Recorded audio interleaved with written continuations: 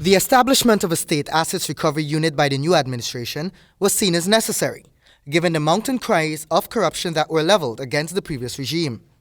The unit has so far been instrumental in the discovery of several missing assets, and many investigations are ongoing. However, there is that public perception that the unit is lagging, since the public awaits the actual prosecution of those found culpable. Professor Thomas explains that there is more than meets the eye in the unit's operations and the processes involved.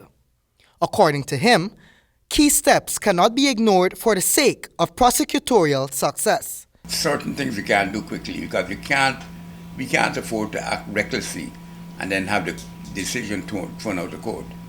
We can't afford to deny people their due process because they stole from the government. We still have to give them their legal rights, and we have to also ensure that we will get the cooperation of all international agencies, and they would give us that once we can establish that we're pursuing this based on the law, the principles of the law that govern our particular society. Professor Thomas went on to explain that due process must be followed to ensure that the subsequent prosecution is not affected by faulty investigative works.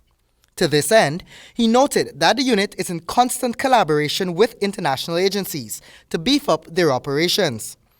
The unit is presently working on a piece of legislation that actually provides it with the ability to prosecute offenders with greater ease. This is typical of all asset recovery agencies or units around the world. All of them are based on these three foundations. And so what we're trying to get in place in Guyana is the legal foundation for us to pursue this. We don't want to pursue in an illegal manner. Dr. Thomas said that no one found guilty should find fault in the process used to prosecute them. This piece of legislation closely resembles a law already enacted by the British government.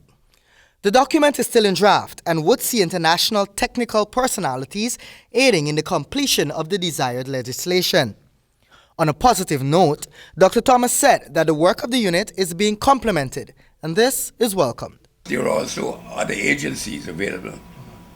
There are individuals in the society who can and sometimes try to supplement this work by taking their own independent action.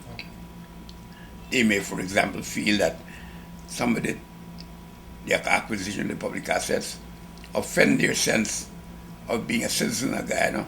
Dr. Thomas expressed that the work of the unit is twofold, since they are not only seeking to recover that which was stolen, but also provide a foundation that will leave all future governments of this country accountable.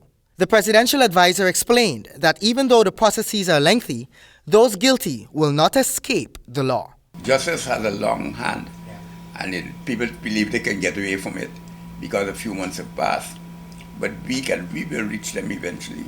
For HGP Nightly News, Kingsley Bryan.